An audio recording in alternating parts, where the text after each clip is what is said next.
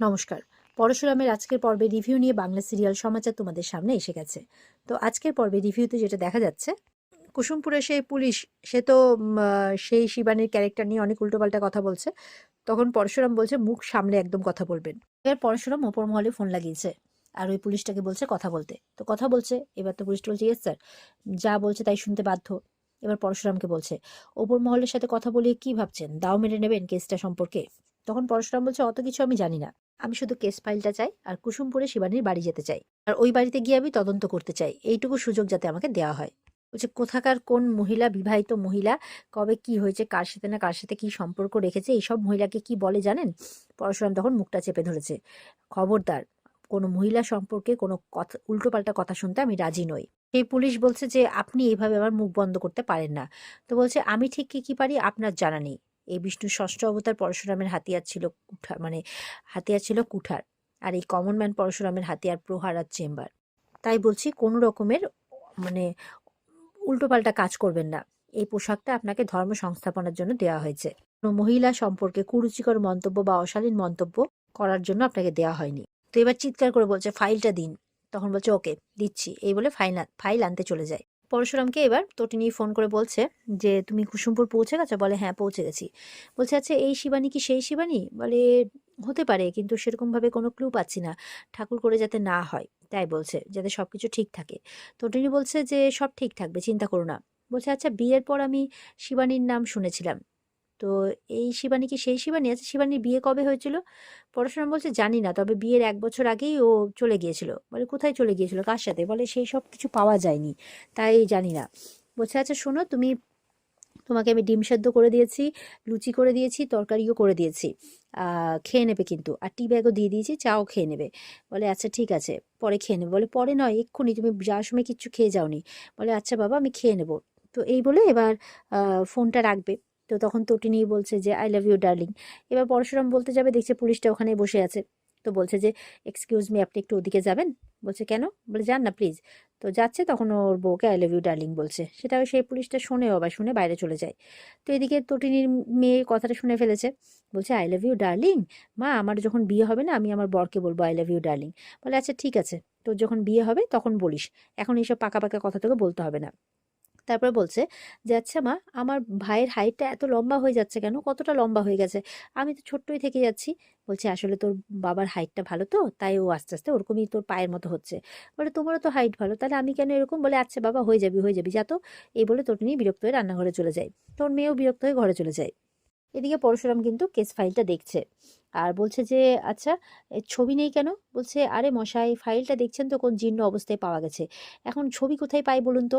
ও কি ছবি তুলে মরেছিল নাকি? পরশুরাম টেবিল বাজিয়ে বলছে কি বললেন কথাটা? বলছে ছবি তুলে মরেছিল নাকি? বলে আপনাকে কে বললো মরে গেছে? বলে আরে বাবা সবাই তো জানে, কেন ঝামেলা করছেন বলুন তো? ও তো স্বামীর হাতে খুন হয়েছে, সবাই তো জানে। তো বলছে কই আমি তো জানি না। বলছে কোন কোন অফিসারদেরকে যে পাঠায় আপনাদের মতো না এখানে, সত্যি কথাই একেবারে। পরশুরাম বলছে আপনি বোধহয় আমার রেকর্ডটা জানেন না, ট্র্যাক রেকর্ডটা, নাহলে এই কথাটা বলতে পারতেন না। তো এই কথা বলতে বলতে তখন বলরামের ফোন আসে পরশুরামের কাছে। বলরাম ফোন করে বলছে তুই ঠিকঠাক আছিস, ঠিকঠাক পৌঁছেছিস? বলে হ্যাঁ। বলছে কোনো খবর পাওয়া গেল? বলে না এখনো কোনো খবর পাওয়া যায়নি। বলছে আচ্ছা স্যার তোকে যে এই কেসটা দিল, তুই কি স্যারের কথা শুনে নিলি, নাকি তুই মেয়েটাকে আগে থেকে চিনতিস? কারণ তোর মুখে এক্সপ্রেশন দেখে তাই মনে হচ্ছিল, তুই একটু আপসেট হয়ে পড়েছিলি। বলছে যে যদি বলি চিনি? তো বলছে কে? বলছে বলবো বলবো সব বলবো তোকে, সব বলবো। বলে আচ্ছা ঠিক আছে, আমাকে কি যেতে হবে ওখানে? বলে এখন না, যখন বলবো তখন। বলে আচ্ছা ঠিক আছে, তাহলে রাইট টাইমে কিন্তু আমাকে বলে দিবি, আমি একদম রাইট টাইমে এন্ট্রি নিয়ে নেব। বলে হ্যাঁ। তো বলছে যে আচ্ছা খেয়েছিস কিছু? বলছে তটিনী গরম গরম লুচি তরকারি ডিম সেদ্ধ পাঠিয়েছে। বলে আহা, তটিনীর হাতের লুচি তরকারি সেই, তাই বলছে। বলছে তুই না একটা পেটুক, বলরামকে বলছে, হ্যাংলাও বটে। ঠিক আছে তোকে পরে খাইয়ে দেবো, রাখ। বলরাম বলছে যে ঠিক আছে, তুই টাইম মতো কিন্তু ফোন করে দিস আমাকে। এই বলে ফোনটা রেখে দেয়। আর ওদিকে বারবার করে বলছে পরশুরাম, যাতে এই শিবানী যদি সেই শিবানী হয় তাহলে খুন যাতে না হয়, এতদিন পর যখন সন্ধান দিলে ভগবান, তখন খুন যাতে না হয় তাই বলছে। পুলিশটা শুনছে। তো এবার পরশুরাম ব্যাগ ছাতা নিয়ে বেরোচ্ছে। তো সেই পুলিশ বলছে কোথায় যাচ্ছেন? তো বলছে আপাতত আমার ডেস্টিনি হচ্ছে 3 নম্বর সুপুরি পাড়া লেন, ওইখানেই সম্ভবত শিবানীর বাড়ি। তাই পরশুরাম বেরিয়ে পড়ে। পুলিশটাকে দেখে যেন মনে হচ্ছে সে বিরক্ত হয়ে যাচ্ছে, এই কেসটা নিয়ে আবার নাড়াঘাটা করা হচ্ছে তাই। এবার পরশুরাম যখন রাস্তা দিয়ে হেঁটে যাচ্ছে, তখন তাকে কিছু গুন্ডা ঘেরাও করে নিয়েছে। তো বলছে যেই পথে এসছিস সেই পথে ফিরে যা, শুধু শুধু পেট্রোল খরচা করিস না, মারা পড়বি।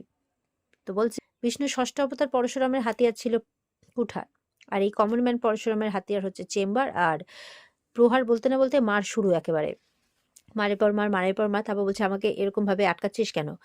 বলছে এই কেসটা নিয়ে বেশি মাথা ঘামাস না, নাহলে কিন্তু অবস্থা খারাপ হয়ে যাবে।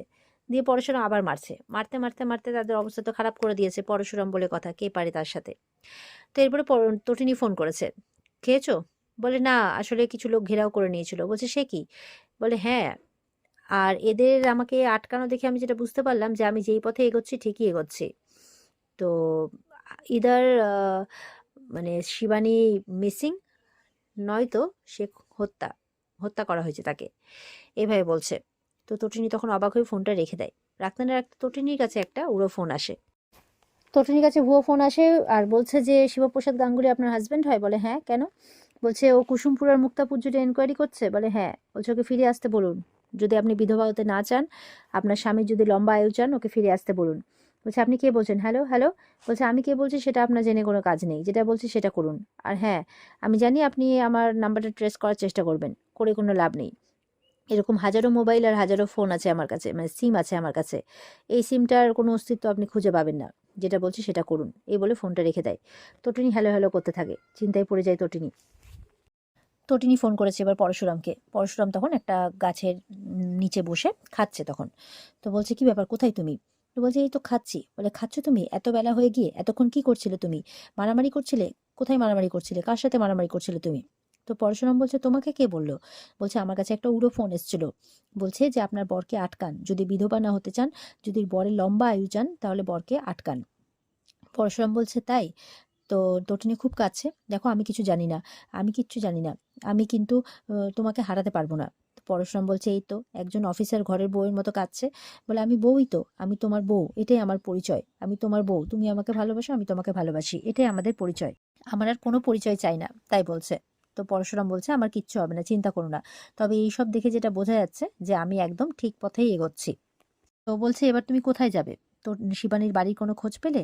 বলে খোঁজ তো এখনো পাইনি, তবে পেয়ে যাব। এবার জিজ্ঞাসা করছে যে বাচ্চাদেরকে নিয়ে এসেছো? বলছে না, যাবো। বলে যাও তাহলে তাড়াতাড়ি নিয়ে এসো, আমাকে নিয়ে চিন্তা করো না, আমি ঠিক নিজেকে সামলে নেব। আমি আবার আরেকবার ওখানে যাব, আরেকবার গিয়ে রেড করব, কিছু না কিছু ক্লু আমি নিশ্চয়ই পাবো, তাই বলছে। তটিনী কিন্তু এখনো কেঁদেই যাচ্ছে। তটিনী বলছে এরা কারা? বলছে কেউ তো একজন হবেই, যারা এত বছর ধরে কেসটাকে ধামাচাপা দিয়ে রেখেছে।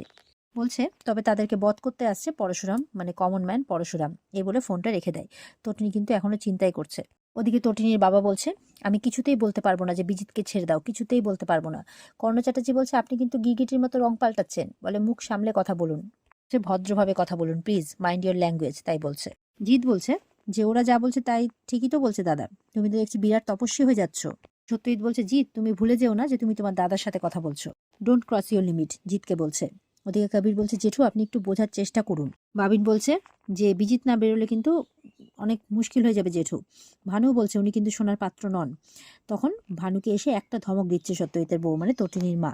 আর এখানেই কিন্তু আজকের পর্ব শেষ হয়ে যায়। তো এই ছিল আজকের পর্বের রিভিউ। ভালো লেগে থাকলে পর্বকে লাইক কমেন্ট করে জানাতে ভুলবে না, আর আমাদের সাথে জুড়তে চ্যানেলকে সাবস্ক্রাইব করতে ভুলবে না। দেখা হচ্ছে তোমাদের সাথে আগামীকালকে। সবাই খুব ভালো থাকবে। আজকের মতো পর্বের রিভিউ এই পর্যন্তই। বিস্তারিত দেখতে অবশ্যই স্টার জলসার পর্দায় চোখ রাখবে। টাটা।